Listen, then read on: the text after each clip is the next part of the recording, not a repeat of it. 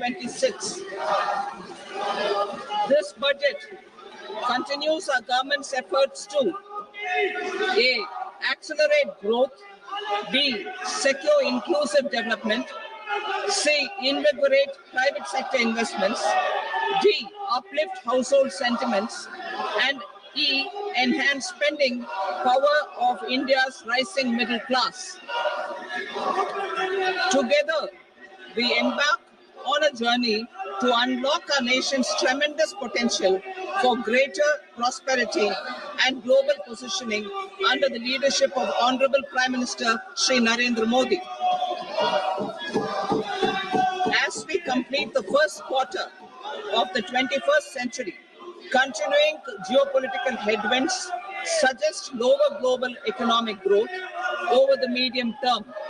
However, our aspiration for a Vikasit Bharat inspires us, and the transformative work we have done during our government's first 2 terms guides us to march forward resolutely.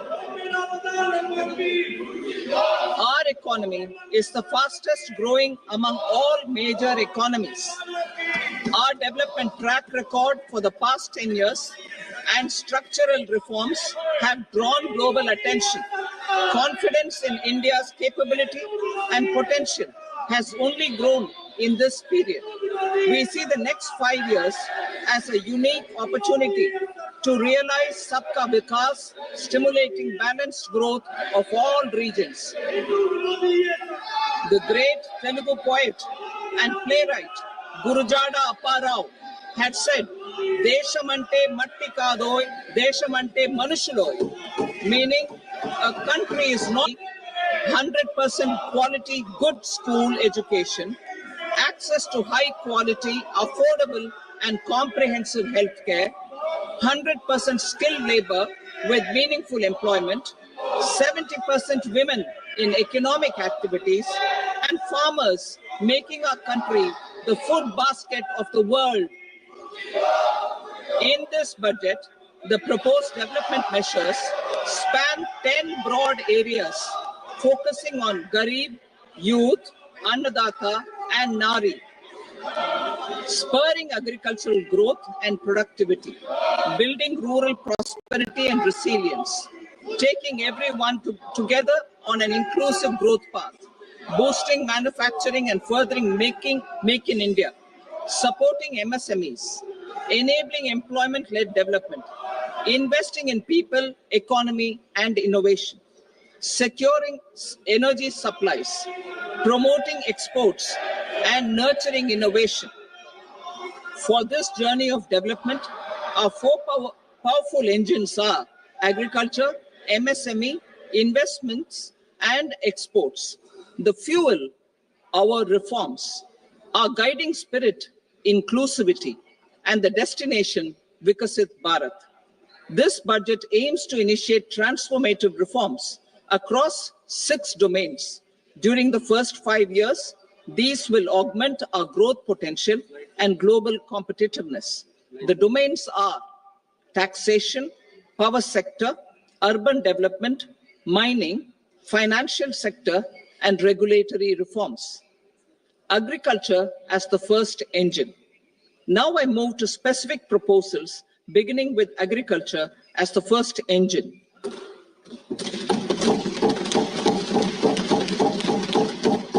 Prime Minister Dhan Dhanya Krishi Yojana, developing agri-districts program. Motivated by the success of the aspirational district program, our government will undertake a Prime Minister Dhan Dhanya Krishi Yojana in partnership with states. Through the convergence of existing schemes and specialized measures, the program will cover 100 districts with low productivity, moderate crop intensity, and below average credit parameters. It aims to 1. Enhance agricultural productivity, 2. Adopt crop diversification and sustainable agricultural practices, 3. Augment post-harvest storage at the panchayat and block level, 4. Improve irrigation facilities, and 5. Facilitate availability of long-term and short-term credit. This program is likely to help 1.7 crore farmers. Building rural prosperity and resilience. A comprehensive multi-sectoral rural prosperity and resilience program will be launched in partnership with the states. This will address underemployment in agriculture through skilling, investment, technology, and invigorating the rural economy. The goal is to generate ample opportunities in rural areas so that migration is an option but not a necessity.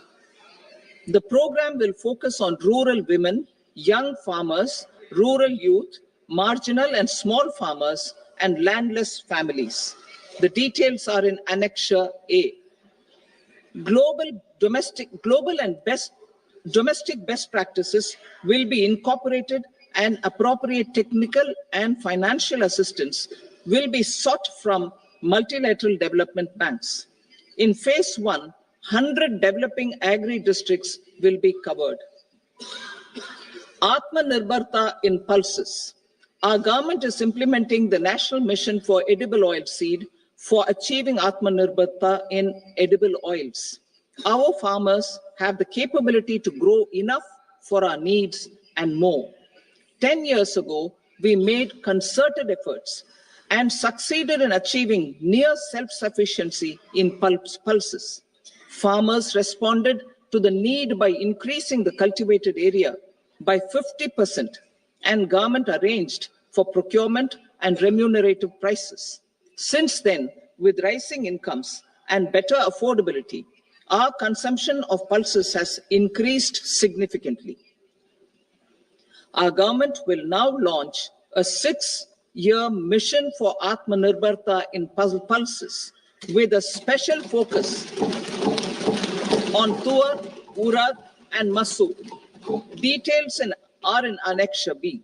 Central agencies such as NAFED and NCCF will be ready to procure these 3 pulses as much as offered during the next 4 years from farmers who register with these agencies and enter into agreements. Comprehensive program for vegetables and fruits. It is encouraging that our people are increasingly becoming aware of their nutritional needs. It is a sign of a society becoming healthier. With rising income levels, the consumption of vegetables, fruits, and Sri Anna is increasing significantly. A comprehensive program to promote production, efficient supplies, processing, and remunerative prices for farmers will be launched in partnership with the states. Appropriate institutional mechanisms for implementation and participation of farmer producer organizations and cooperatives will be set up. Makhana board in Bihar. For this, there is a special opportunity for the people of Bihar. A Makhana board will be established in the state to improve production, processing, value addition, and marketing of Makhana. The people engaged in these activities will be organized into FPOs. The board will provide hand-holding and training support to Makhana farmers and will also work to ensure they receive the benefits of all relevant government schemes. A national mission on high-yielding seeds will be launched, aimed at 1. Strengthening research ecosystem, 2. Targeted development and propagation of seeds with high yield, pest resistance, and climate resilience, and 3. Commercial availability of more than 100 seed varieties released since July 2024. India ranks second largest globally in fish production and aquaculture. Seafood exports are valued at 60,000 crore rupees. To unlock the untapped potential of the marine sector, our government will bring in an enabling framework for sustainable harnessing of fisheries from Indian exclusive economic zone and high seas, with a special focus on the Andaman and Nicobar and Lakshadweep Islands. For the benefit of lakhs of cotton growing farmers, I am pleased to announce a mission for cotton productivity. This 5-year mission will facilitate significant improvements in productivity and sustainability of cotton farming and promote extra long staple cotton varieties. The best of science and technology support will be provided to farmers. Aligned with our integrated 5F vision for the textile sector, this will help in increasing incomes of the farmers and ensure a steady supply of quality cotton for rejuvenating India's traditional textile sector. Kisan credit cards facilitate short-term loans for 7.7 crore farmers, fishermen, and dairy farmers. The loan limit under modified interest subvention scheme will be enhanced from 3 lakh rupees to 5 lakh rupees for loans taken through the KCC. For Atmanirbharta in urea production, our government had reopened 3 dormant urea plants in the eastern region. To further augment urea supply, a plant with annual capacity of 12.7 lakh metric tons will be set up at Namrup in Assam.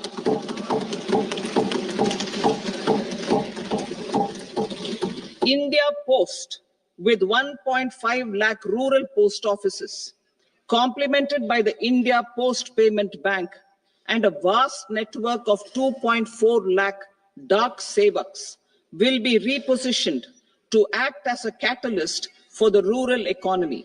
Details are at Annexure C. India Post will also be transformed as a large public logistics organization. This will meet the rising needs of Vishwakarmas, new entrepreneurs, women, self-help groups, MSMEs, and the large business organizations. Our government will provide support to NCDC for its lending operations for the cooperative sector. MSMEs as the second engine. Now I move to MSMEs as the second engine, which encompasses manufacturing and services with a focus on MSMEs numbering 5.7 crores. Currently, over 1 crore registered MSMEs, employing 7.5 crore people and generating 36% of our manufacturing, have come together to position India as a global manufacturing hub. With their quality products, these MSMEs are responsible for 45% of our exports. To help them achieve higher efficiencies of scale, technological upgradation, and better access to capital, the investment and turnover limits for classification of all MSMEs will be enhanced to 2.5 and 2 times respectively. This will give them the confidence to grow and generate employment for our youth. The details are given in Annexure D. To improve access to credit, the credit guarantee cover will be enhanced. First, for micro and small enterprises from 5 crore to 10 crore rupees, leading to additional credit of 1.5 lakh crores in the next 5 years. Second, for startups from 10 crore rupees to 20 crore rupees, with the guarantee fee being moderated to 1% for loans in 27 focus sectors, which are important for Atmanirbhar Bharat. And for well-run exporter MSMEs, for term loans up to 20 crore rupees. Also for the micro enterprises, we will introduce customized credit cards with a 5 lakh rupee limit for micro enterprises registered on Udyam portal. In the first year, 10 lakh such cards will be issued. Fund of funds for startups. The Alternate Investment Fund, AIFs, for startups have received commitments of more than 91,000 crores rupees. These are supported by the fund of funds set up with the Government of India's contribution of 10,000 crore rupees. Now, a new fund of funds with expanded scope and a fresh contribution of another 10,000 crore rupees will be set up. A new scheme will be launched for 5 lakh women, scheduled castes and scheduled tribes, first-time entrepreneurs. This will provide term loans up to 2 crore rupees during the next 5 years. The scheme will incorporate lessons from the successful Stand Up India scheme. Online capacity building for entrepreneurship and managerial skills will also be organized. Measures for labor-intensive sectors. To promote employment and entrepreneurship opportunities in labor-intensive sectors, our government will undertake specific policy and facilitation measures. To enhance the productivity, quality, and competitiveness of India's footwear and leather sector, a focused product scheme will be implemented. The scheme will support design capacity, component manufacturing, and machinery required for production of non-leather quality footwear, besides the support for leather footwear and products. The scheme is expected to facilitate employment for 22 lakh persons, generate over 4 lakh crore rupees, and exports of over 1.1 lakh crore rupees. Measures for the toys sector. Building on the National Action Plan for Toys, we will implement a scheme to make India a global hub for toys. The scheme will focus on development of clusters, skills, and a manufacturing ecosystem that will create high quality, unique, innovative, and sustainable toys that will represent the Made in India brand. Support for food processing. In line with our commitment towards Purvodaya, we will establish a National Institute of Food Technology, Entrepreneurship, and Management in Bihar. The institute will provide a strong fillip to food processing activities in the entire eastern region. This will result in 1. Enhanced income for the farmers through value addition to their produce, and 2. Skilling entrepreneurship and employment opportunities for the youth. Manufacturing mission, furthering Make in India. Our government will set up a national manufacturing mission covering small, medium, and large industries for furthering Make in India by providing policy support, execution roadmaps, governance, and monitoring framework for central ministries and states. Details are in Annexure E. Given our commitment to climate-friendly development, the mission will also support clean tech manufacturing.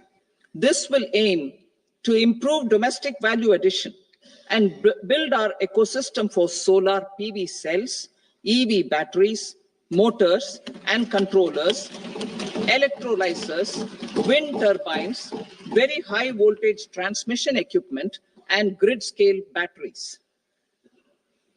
Investment as the third engine.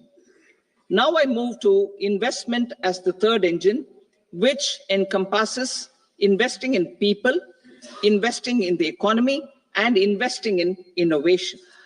Investing in people. Saksham Anganwadi and Poshan 2.0. Saksham Anganwadi and Poshan 2.0 program provides nutritional support to more than 8 crore children, 1 crore pregnant women and lactating mothers all over the country, and about 20 lakh adolescent girls in aspirational districts and the Northeast region. The cost norms for these nutritional support will be enhanced appropriately. Atal Tinkering Labs. 50,000 Atal Tinkering Labs will be set up in government schools in the next 5 years to cultivate the spirit of curiosity and innovation and foster a scientific temper among young minds. Broadband connectivity to government secondary schools and PHCs. Broadband connectivity will be provided to all government secondary schools and primary health centers in rural areas under the BharatNet project. Bharatiya Bhasha Pustak Scheme. We propose to implement a Bharatiya Bhasha Pustak scheme to provide digital form Indian language books for schools and for higher education. This aims to help students understand their subjects better and in their language. National Centers of Excellence for Skilling. Building on the initiative announced in the July 24 budget, 5 national centers of excellence for skilling will be set up with global expertise and partnerships to equip our youth with the skills required for Make for India, Make for the World manufacturing. The partnership will cover curriculum design, training of trainers, and a skills certification framework and periodic reviews. Expansion of capacity in IITs. Total number of students in 23 IITs has increased 100% from 65,000 to 1.35 lakh in the past 10 years.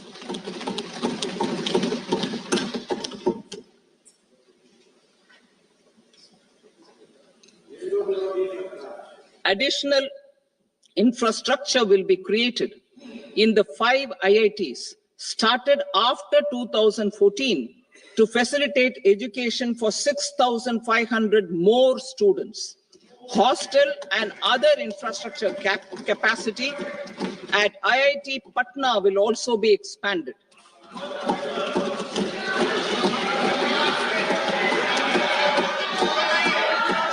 Center of Excellence.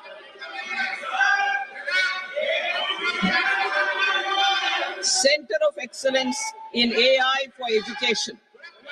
I had announced 3 centers of excellence in artificial intelligence for agriculture, health, and sustainable cities in 2023. Now a center of excellence in artificial intelligence for education will be set up with a total outlay of 500 crores. Expansion of medical education. Our government has added almost 1.1 lakh undergraduate and postgraduate medical education seats in 10 years, an increase of 130%. In the next year, 10,000 additional seats will be added in medical colleges and hospitals towards the goal of adding 75,000 seats in the next 5 years. Daycare and cancer centers in all district hospitals. Our government will facilitate setting up of daycare cancer centers in all district hospitals in the next 3 years. 200 centers will be established in 25-26 itself. Strengthening urban livelihoods. Our government has been giving priority to assisting urban poor and vulnerable groups. A scheme for socio-economic upliftment of urban workers will be implemented to help them improve their incomes, have sustainable livelihoods, and a better quality of life. PM Swanidhi scheme has benefited more than 68 lakh street vendors, giving them respite from high interest informal sector loans.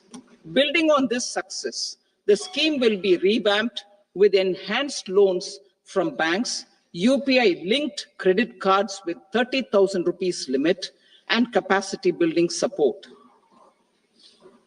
Social Security Scheme for welfare of online platform workers. Gig workers of online platforms provide great dynamism to the new age services economy. Recognizing their contribution, our government will arrange for their identity cards and registration on the e-Shram portal. They will be provided healthcare under PM Jan Arogya Yojana. This measure is likely to assist nearly 1 crore gig workers.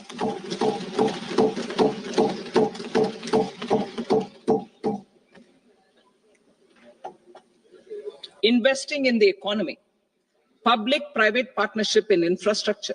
Each infrastructure-related ministry will come up with a 3-year pipeline of projects that can be implemented in PPP mode. States will also be encouraged to do so and can seek support from the India Infrastructure Project Development Fund, which is a scheme to prepare PPP proposals. Support to states for infrastructure.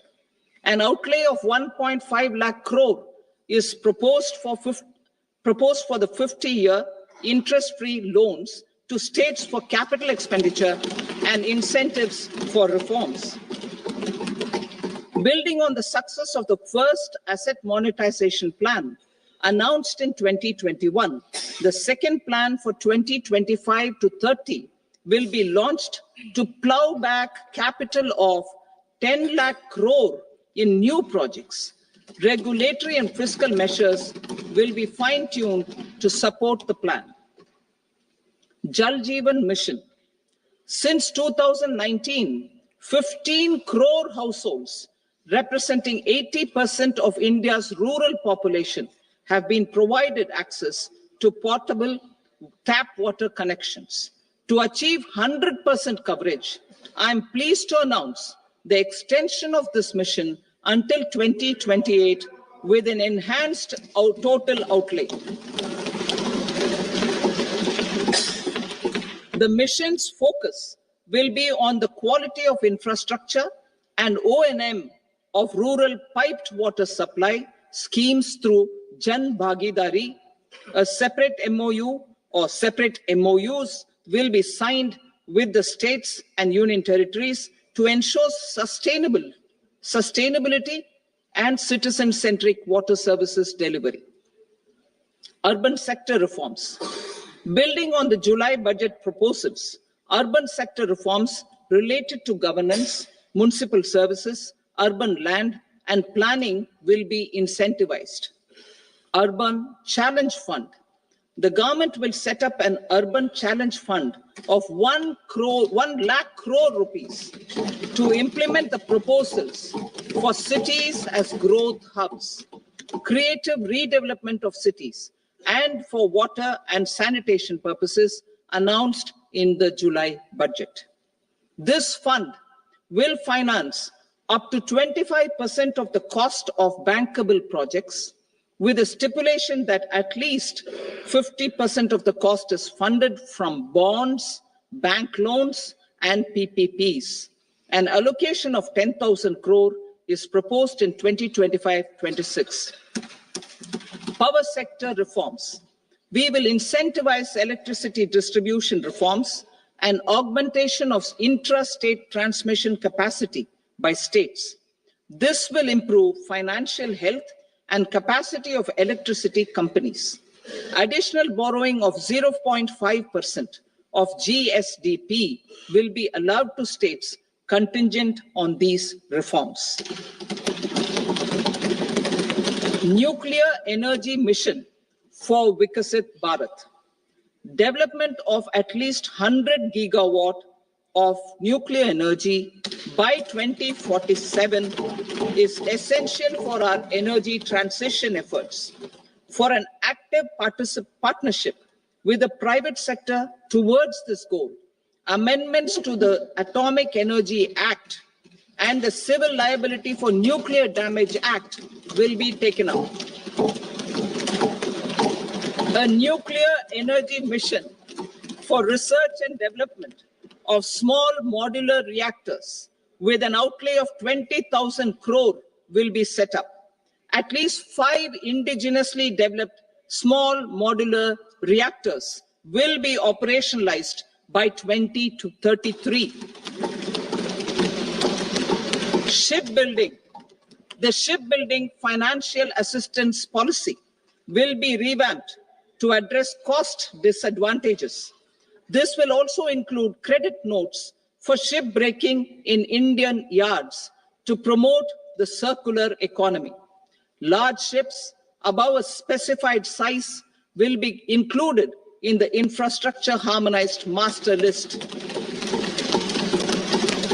Shipbuilding clusters will be facilitated to increase the range, categories, and capacity of ships. This will include additional infrastructure, facilities, skilling, and technology to develop the entire ecosystem. Maritime Development Fund. For long-term financing for the maritime industry, a Maritime Development Fund with a corpus of 25,000 crore rupees will be set up. This will be for distributed support and promoting competition. This will have up to 49% contribution by the government, and the balance will be mobilized from ports and from private sector. Udaan regional connectivity schemes. Udaan has enabled 1.5 crore middle-class people to meet their aspirations for speedier travel. The scheme has connected 88 airports, and operationalized 619 routes. Inspired by that success, a modified Udaan scheme will be launched to enhance regional connectivity to 120 new destinations and carry 4 crore passengers in the next 10 years. 4 crore additional passengers in the next 10 years. The scheme will also support helipads and smaller airports in hilly, aspirational, and northeast regional districts. Greenfield airports will be facilitated in Bihar to meet the future needs of the state. These will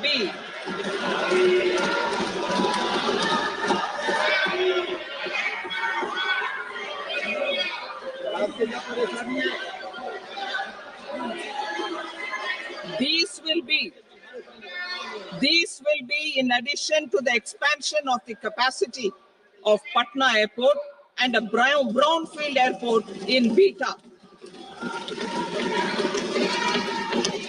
Western Kosi Canal project in Mithilanchal. Financial support will be provided for the Western Kosi Canal ERM project, benefiting a large number of farmers cultivating over 50,000 hectares of land in the Mithilanchal region of Bihar. Mining sector reforms. Mining sector reforms, including those for minor minerals, will be encouraged through sharing of best practices and institutions of a state mining index. A policy for recovery of critical minerals from tailings will be brought out. Under the special window for affordable and mid-income housing, Swami, 50,000 dwelling units in stressed housing projects have been completed and keys handed over to home buyers. Another 40,000 units will be completed in 2025, further helping middle-class families who are paying EMIs on loans taken for apartments while also paying rent for their current dwellings.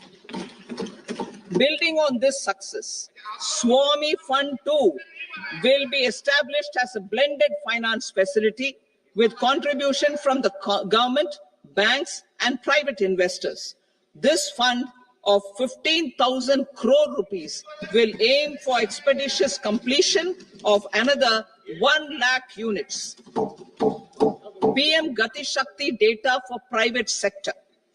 For furthering PPPs and assisting the private sector in project planning, access to relevant data and maps from the PM Gati Shakti portal will be provided. Tourism for employment-led growth. Top 50 tourist destination sites in the country will be developed in partnership with states through a challenge mode. Land for building key infrastructure will have to be provided by the states. Hotels in these destinations will be included in the infrastructure harmonized list. The following measures will be taken for facilitating employment-led growth. Organizing intensive skill development programs for our youth, including in institutes of hospitality management. Providing mudra loans for homestays. Improving ease of travel and connectivity to tourist destinations.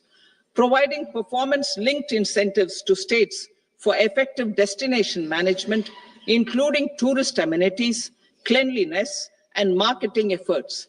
And introducing streamlined e-visa facilities along with visa fee waivers for certain tourist groups.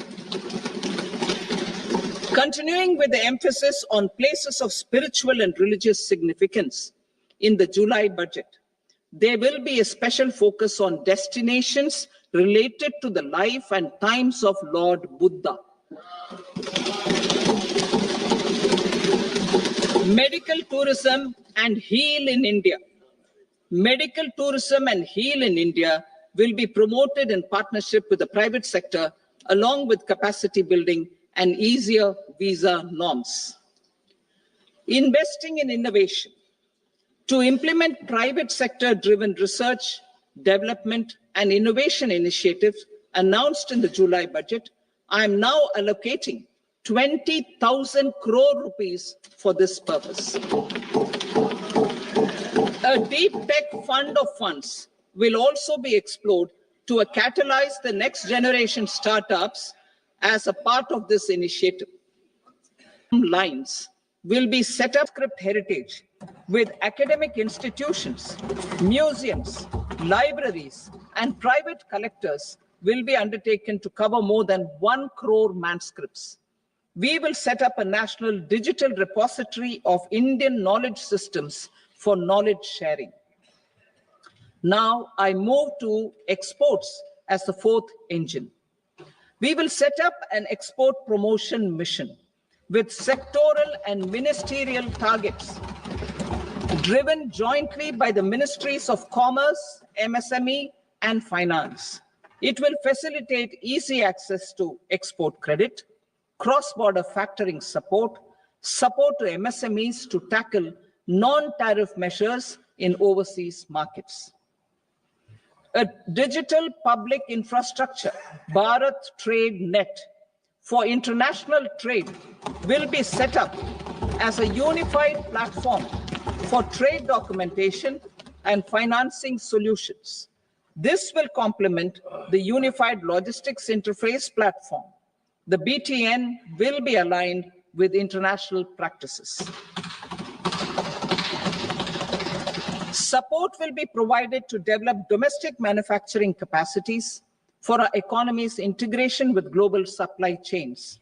Sectors will be identified based on objective criteria. Facilitation groups with participation of senior officers and industry representatives will be formed for select products and supply chains. Through this, there are huge opportunities related to Industry 4.0, which needs high skills and talent. Our youth have both. Our government will support the domestic electronic equipment industry to leverage this opportunity for the benefit of our youth. A national framework will be formulated as guidance to states for promoting global capability centers in emerging Tier 2 cities. This will suggest measures for enhancing availability of talent and infrastructure, building bylaw reforms, and mechanisms for collaboration with industry. Our government will facilitate upgradation of infrastructure and warehousing for air cargo, including high-value perishable horticultural produce.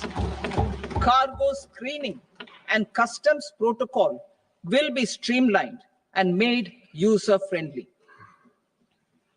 Reforms as the fuel. Over the past 10 years, our government has implemented several reforms for convenience of taxpayers, such as faceless assessment, 2, taxpayer charter, 3, faster returns, 4, almost 99% returns being on self-assessment, and 5, Vivad Se Vishwas scheme.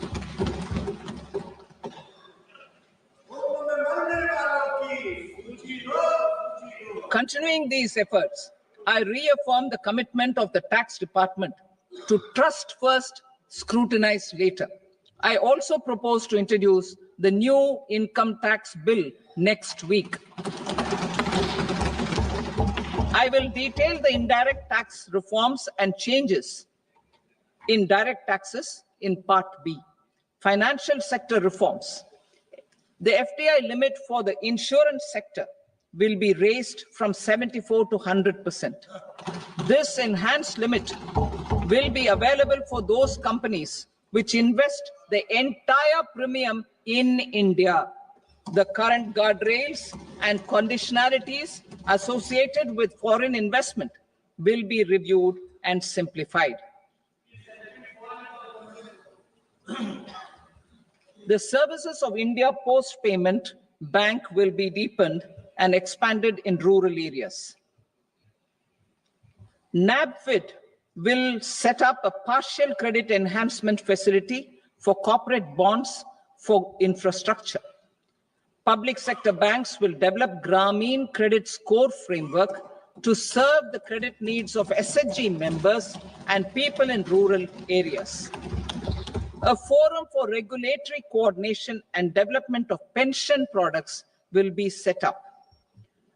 To implement the earlier announcement on simplifying the KYC processes, the revamped Central KYC Registry will be rolled out in 2025. We will also implement a streamlined system for periodic updating. Requirements and procedures for speedy approval of company mergers will be rationalized. The scope for fast-track mergers will also be widened and the process made simpler. As proposed in the interim budget, we signed bilateral investment treaties with 2 countries in 2024 to encourage sustained foreign investment, and in the spirit of First Develop India, the current model BIT will be revamped and made more investor-friendly. In the last 10 years, in several aspects, including financial and non-financial, our government has demonstrated a steadfast commitment to ease of doing business. We are determined to ensure that our regulations must keep up with technological innovations and global policy developments. A light touch regulatory framework based on principles and trust will unleash productivity and employment. Through this framework, we will update regulations that were made under old laws. To develop this modern, flexible, people-friendly, and trust-based regulatory framework appropriate for the 21st century, I propose 4 specific measures. A high-level committee for regulatory reforms will be set up for a review of all non-financial sector regulations, certifications, licenses, and permissions. The committee will be expected to make recommendations within a year. The objective is to strengthen trust-based economic governance and take transformational measures to enhance ease of doing business, especially in matters of inspection and compliances. States will be encouraged to join in this endeavor. An investment friendliness index of states will be launched in 2025 to further the spirit of competitive, cooperative federalism. Under the Financial Stability and Development Council, a mechanism will be set up to evaluate impact of the current financial regulations and subsidiary instructions. It will also formulate a framework to enhance their responsiveness and development of the financial sector. In the Jan Vishwas Act 2023, more than 180 legal provisions were decriminalized. Our government will now bring up the Jan Vishwas Bill 2.0 to decriminalize more than 100 provisions in various laws. I now move to fiscal policy. In the July budget, I had committed to staying the course for fiscal consolidation. Our endeavor will be to keep the fiscal deficit each year such that central government debt remains on a declining path as a percentage of the GDP. The roadmap for the next 6 years has been detailed in the FRBM statement. Revised estimates for 2024-25. The revised estimate of the total receipts other than borrowings is 31.47 lakh crore rupees, of which the net tax receipts are 25.57 lakh crore rupees. The revised estimate of the total expenditure is 47.16 lakh crore rupees, of which the capital expenditure is about 10.18 lakh crore rupees. The revised estimate of the fiscal deficit is 4.8% of the GDP. Budget estimates for 25-26. Coming to 25-26, the total receipts other than borrowings and total expenditure are estimated at 34.96 lakh crore rupees and 50.65 lakh crore rupees respectively. The net tax receipts are estimated at 28.37 lakh crore rupees. The fiscal deficit is estimated to be 4.4% of GDP. To finance the fiscal deficit, the net market borrowings from dated securities are estimated at 11.54 lakh crore. The balance financing is expected to come from small savings and other sources. The gross market borrowings are estimated at 14.82 lakh crore rupees. I will now move to Part B. Indirect taxes. My proposals relating to customs aim to rationalize tariff structure and address duty inversion. These will also support domestic manufacturing and value addition, promote exports, facilitate trade, and provide relief to common people. Rationalization of customs tariff structure for industrial goods. As a part of comprehensive review of customs rate structure announced in July 2024 budget, I propose to 1. Remove 7 tariff rates. This is over and above the 7 tariff rates removed in 23-24 budget. After this, there will be only 8 remaining tariff rates, including 0 rate. 2. Apply appropriate cess to broadly maintain effective duty incidence, except on a few items where such incidence will reduce marginally. 3. Levy not more than 1 cess or surcharge.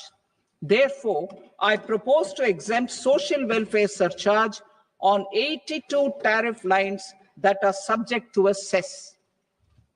I shall now take up sector-specific proposals.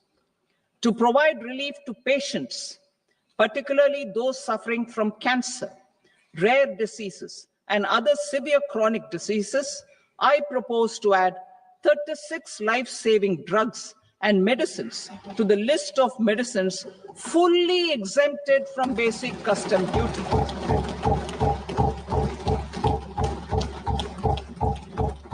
I also propose to add 6 life-saving medicines to the list attracting concessional custom duty of 5%. Full exemption and concessional duty will also respectively apply on the bulk drugs for manufacture of the above. Specified drugs and medicines under patient assistance programs run by the pharmaceutical companies are fully exempt from BCD, provided the medicines are supplied free of cost to the patients. I propose to add 37 more medicines along with 13 new patient assistance programs. Support to domestic manufacturing and value addition. Critical minerals. In the July 2024 budget, I had fully exempted BCD on 25 critical minerals that are not domestically available.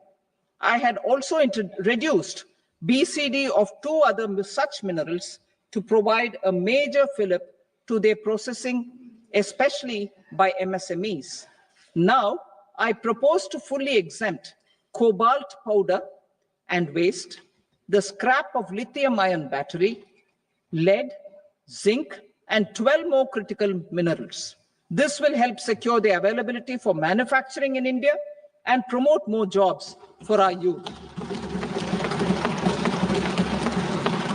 To promote domestic production of technical textile products, such as agro-textiles, medical textiles, and geotextiles at competitive prices, I propose to add 2 more types of shuttle-less looms to the list of fully exempted textile machinery. I also propose to revise the BCD rate on knitted fabrics covered by 9 tariff lines from 10 or 20 to 20% or 115 rupees per kg, whichever is higher. Electronic goods. In line with our Make in India policy and to rectify inverted duty structure, I propose to increase the BCD on interactive flat panel display from 10% to 20% and reduce the BCD to 5% on open cell and other components. In 23-24 budget, for the manufacture of open cells of LCD, LED TVs, I had reduced the BCD on parts of open cells from 5% to 2.5%. To further boost the manufacture of such open cells, the BCD on these parts will now stand exempted. Lithium-ion battery. To the list of exempted capital goods, I propose to add 35 additional capital goods for EV battery manufacturing and 28 additional capital goods for mobile phone battery manufacturing. This will boost domestic manufacture of lithium-ion batteries, both for mobile phones and for electric vehicles. Shipping sector. Considering that shipbuilding has a long gestation period, I propose to continue the exemption of BCD on raw materials, components, consumables, or parts for the manufacture of ships for another 10 years.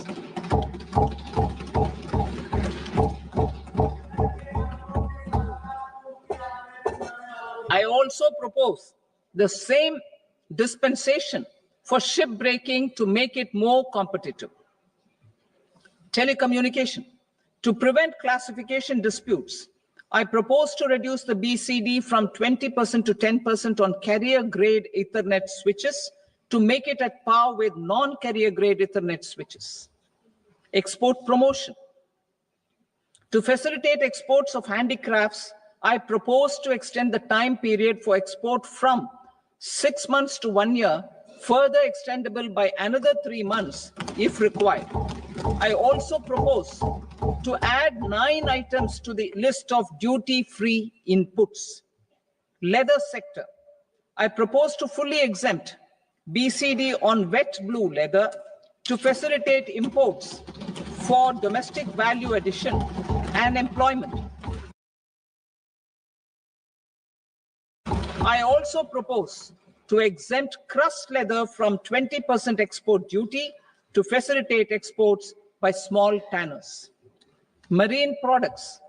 To enhance India's competitiveness in the global seafood market, I propose to reduce BCD from 30% to 5% on frozen fish paste, surimi, for manufacture and export of its analog products.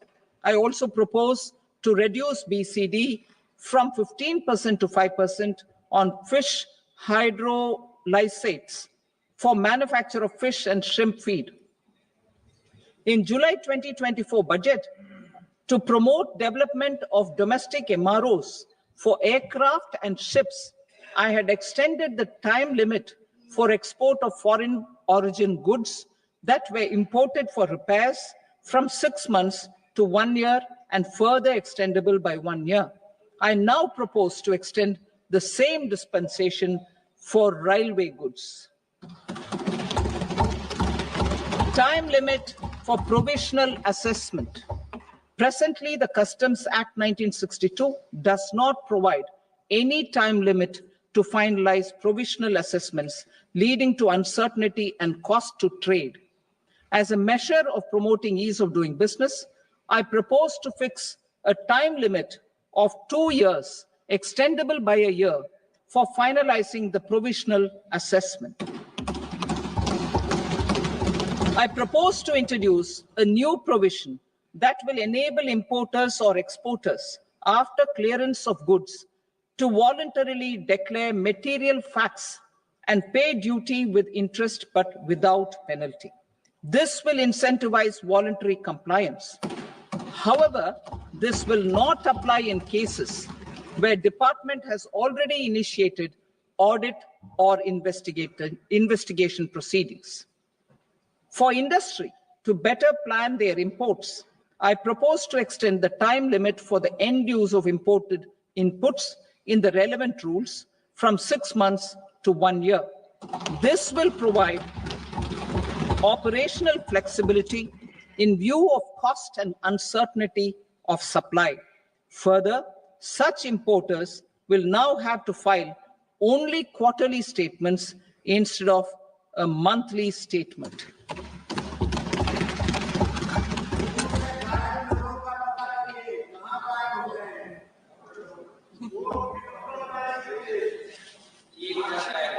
I now come to my direct tax proposals.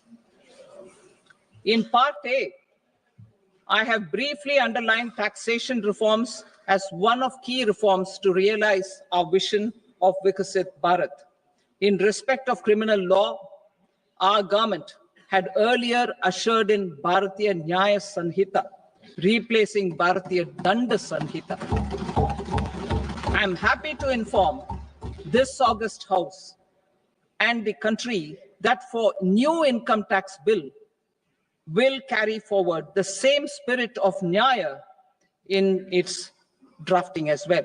The new bill will be clear and direct in text, with close to half of the present law in terms of both chapters and words. It will be simple to understand for taxpayers and tax administrators, leading to tax certainty and reduced litigation. Reforms, however, are not a destination. They are means to achieve good governance for our people and economy. Providing good governance primarily involves being responsive.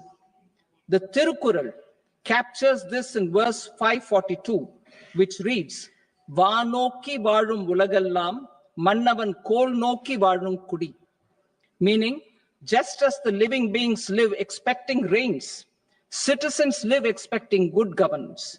Our government is committed to keeping an ear to the ground and a finger on the pulse and responding while balancing our national building efforts.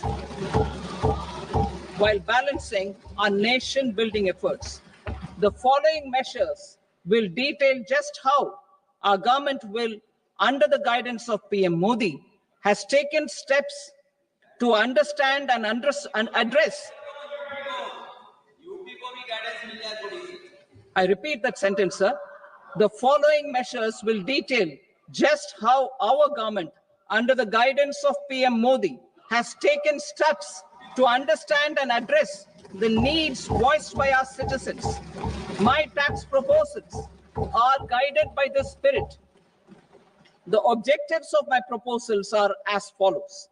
Personal income tax reforms with special focus on middle class. Rationalization of TDS and TCS for easing difficulties. Encouraging voluntary compliance. Reducing compliance burden. Ease of doing business. Employment and investment.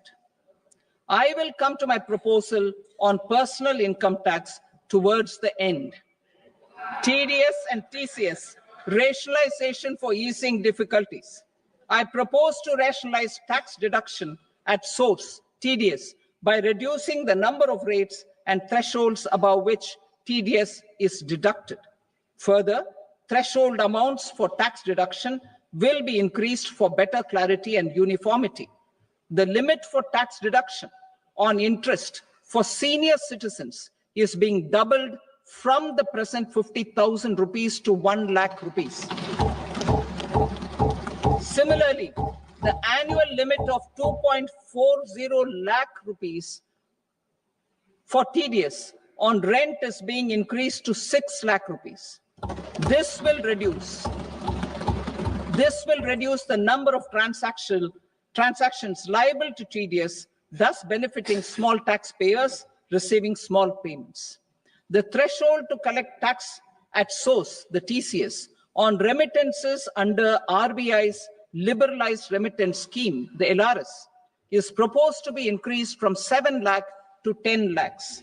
I also propose to remove TCS on remittances for education purposes, where such remittances is out of a loan taken from a specified financial institution. Both TDS and TCS are being applied on any transaction related to sale of goods. To prevent such compliance difficulties, I propose to omit the TCS. I also propose that the provisions of the higher TDS deduction will now apply only in non-PAN cases. In July 2024, the delay for payment of TDS up to the due date of filing statement was decriminalized. I propose to provide the same relaxation to TCS provisions as well. The government under the leadership of Prime Minister Modi believes in Sabka Saath, Sabka Vikas, Sabka Vishwas, and Sabka Prayas. In line with this, we brought in updated return facility in 2022 for voluntary compliance by taxpayers who had omitted to report their correct income. Our trust in taxpayers was proved right. Nearly 90 lakh taxpayers voluntarily updated their incomes by paying additional tax. Taking this trust further, I now propose to extend the time limit to file updated returns for any assessment year from the current limit of 2 years to 4 years. I propose to reduce the compliance burden for small charitable trusts and institutions by increasing their period of registration from 5 years to 10 years. It is also proposed that disproportionate consequences do not arise for minor defaults, such as incomplete applications filed by charitable entities. Presently, taxpayers can claim the annual value of self-occupied properties as nil only on the fulfillment of certain conditions. Considering the difficulties faced by taxpayers, it is proposed to allow the benefit of 2 such self-occupied properties without any condition. To streamline the process of transfer pricing and to provide an alternative to yearly examination, I propose to introduce a scheme for determining arm's length price of international transaction for a block period of 3 years. This will be in line with global best practices. With a view to reduce litigation and provide certainty in international taxation, the scope of safe harbor rules is being expanded. A number of senior and very senior citizens have very old national savings schemes accounts. As interest is no longer payable on such accounts, I propose to exempt withdrawals made from NSS by individuals on or after 29th August 2024. I am also proposing to allow similar treatment to NPS Vatsalya accounts as is available to normal NPS accounts subject to overall limits. In my speech in July 2024, I had promised that all processes, including giving effect to appellate orders, shall be digitalized and made paperless over the next 2 years. So I'm happy to announce that digitalization is being made operational now. In July 2024, we brought in the Vivad Se Vishwas scheme to resolve income tax disputes pending in appeal. The scheme has received a great response, with nearly 33,000 taxpayers having availed of the scheme to settle their disputes. I have a few proposals to promote investment and employment.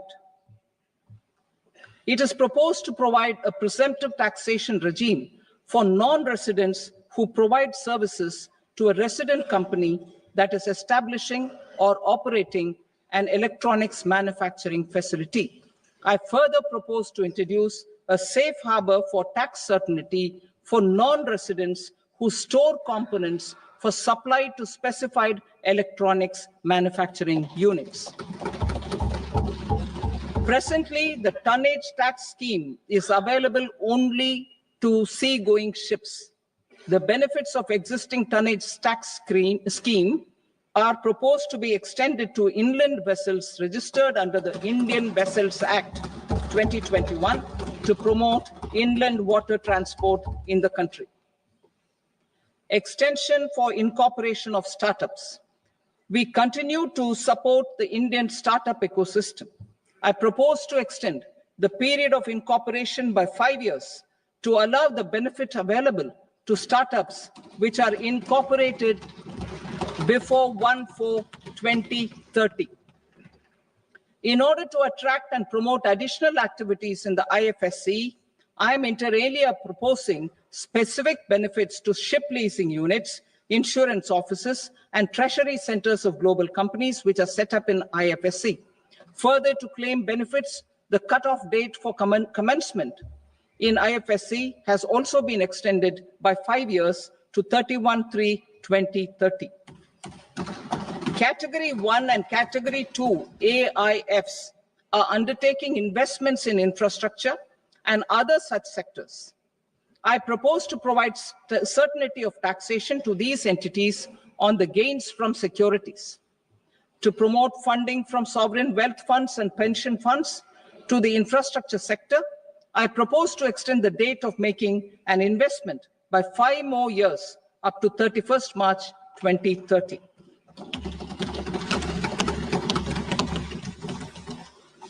Personal income tax reforms with special focus on middle class. Democracy, demography, and demand are the key support pillars in our journey towards Vikasit Bharat. The middle class provides strength for India's growth. This government, under the leadership of Prime Minister Modi, has always believed in the admirable energy and ability of the middle class in nation building. In recognition of their contribution,